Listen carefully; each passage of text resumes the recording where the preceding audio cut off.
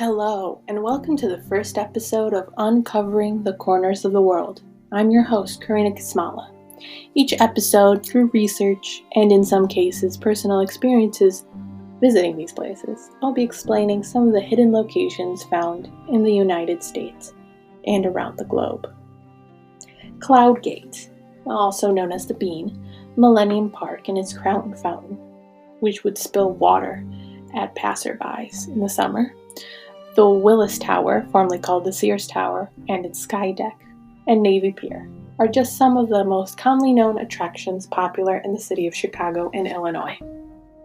But what if we were to travel outside of Chicago, or 293 miles south of Chicago, roughly 4 hours and 30 minutes, to Collinsville, Illinois? You'll come across the historic landmark known as Cahokia Mounds. Mounds are elevated hills that are man-made, made from soil, and they could be either flat, rounded, or narrow on top. It is believed that these mounds were larger than London was in 1250 AD. Accessible by a chestnut-colored wooden staircase, the large grassy green Cahokia Mounds stand on both sides of the Cahokia Mounds Museum. After climbing the long staircase of the Monk Mound, one of the mounds at Cahokia Mounds, and it's known as the largest mound, you'll be able to see the outline of the Gateway Arch and the city buildings of St. Louis, Illinois. One of my favorite views, a historical attraction. These mounds served different functions surrounding the plazas of the community back then. Discovered by archaeologist Melvin Fowler in 1967, Mound 72 had 270 bodies buried, as identified by Fowler. It also claimed by other sources that a leader of the Cahokia people was buried at Mound 72. By Mound 34, Greg Pepperino of the Gilcrease Institute in Tulsa, Oklahoma, found shark's teeth, seashells, pottery, copper, and galena, a type of sulfide material. Some of these mounds are covered by modern-day structures, like Mound 31, which is covered by Grandpa's store and its surrounding parking lot. Nearby the mounds, there are pieces of wooden fencing and thick, cracked clay walls, forming in some sections a box shape. These walls served as watchtowers or guard towers in 1175 AD. Are also known as the Palisade Walls, according to the Cahokia Mounds Museum Society. The first settlers of the Cahokia Mounds were the Woodlawn Indians back in 700 AD, and eventually served an estimated population of 20,000 inhabitants between 1050 and 1200 AD. During this time period, the Woodlawn Indians established a new culture known as the Mississippian culture, where they engaged in creating pottery, growing corn, and hunting bison.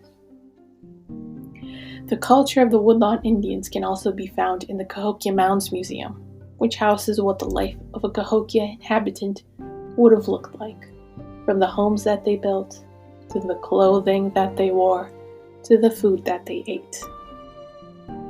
Until 1400 AD, when another culture built communities in the area, such as the Oneta. Down the road from the Cahokia Mounds are equally spaced apart red cedar wooden poles, estimated 20 feet in height, forming a circle with one placed directly in the center. This structure is known as the Woodhenge, and it served the purpose of a calendar, figuring out the dates between 1100 AD and 1200 AD. 3 of these poles determine the season, when the first days of winter and summer were, and one marked the first day of fall and spring. It is believed that the other poles served markings for festival days that were part of the agricultural cycle, while some are believed to not hold any function but the one of forming a complete circle. And there's a theory that these posts or poles could also predict eclipses. The mystery behind the Cahokia Mounds lies in the reason why they were constructed in this spot in the first place. The reason why they left is told by archaeologists from the University of California, Berkeley, in a recent study, claiming that Cahokia was abandoned due to floods, droughts, among other factors.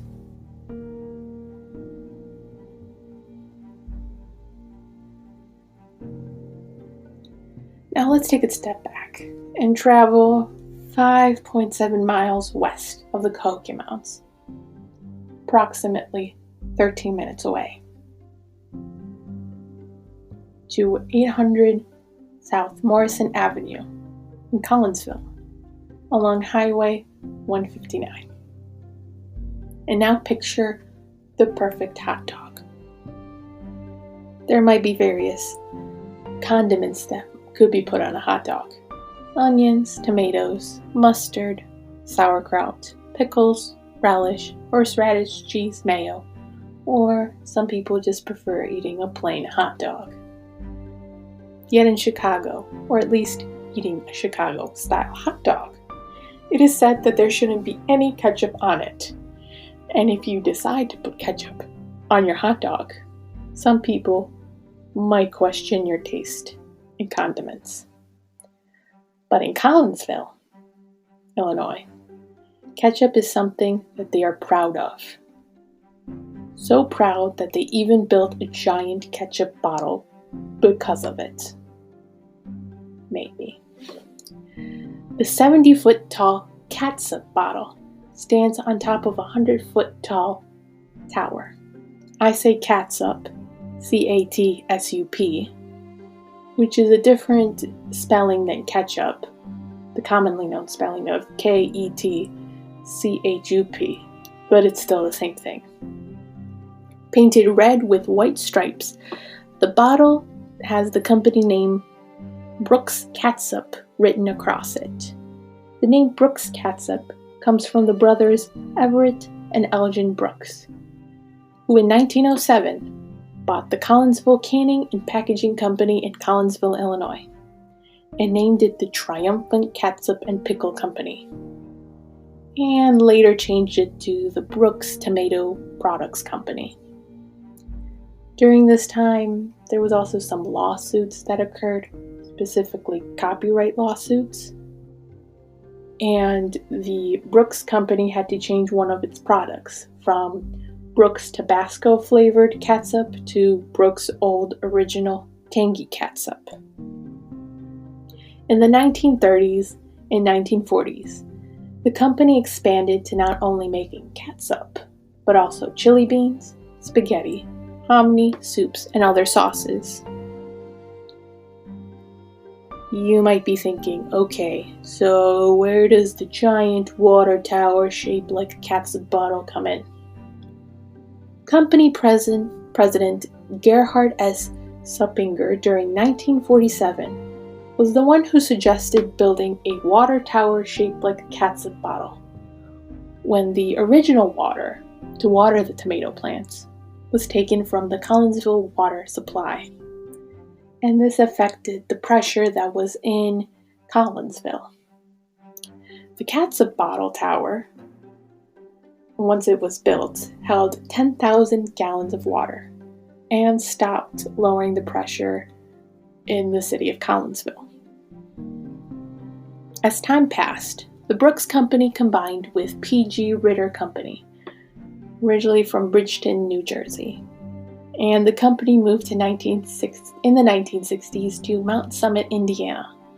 The warehouse in Collinsville served as a distribution center, while the actual bottling of ketchup was moved to Indiana. Over time, the water tower's bottle's paint was fading away, losing its color, and was too expensive to repaint it, according to the Brooks Food Company and the city of Collinsville.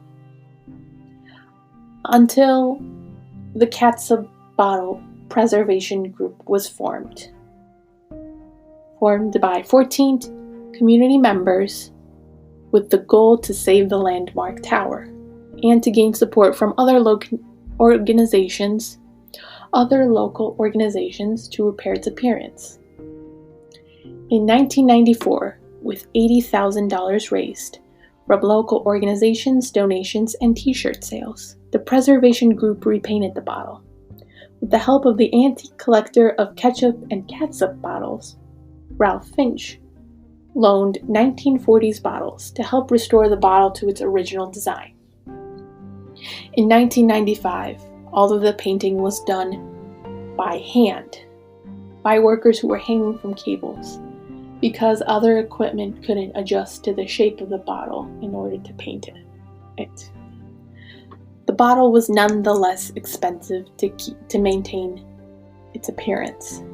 It wasn't until 2015 when the new building owner, Franklin Al Berry, who owned the Mississippi River Construction Company, bought the bottle and the warehouse that was next to the bottle for $500,000, promising to maintain the appearance of it. Since 1998, this historic landmark, the world's largest Catsup Bottle Festival, is held every year in celebration of it. And in 2002 was even listed as a national landmark in the National Register of Historic Places. Today, on the world's largest Catsup bottle official website and fan club site, you can buy souvenirs like postcards, coloring books, coffee mugs, t-shirts, and Brooks Catsup bottle koozies. Thanks for listening this week to the first episode of Uncovering the Corners of the World.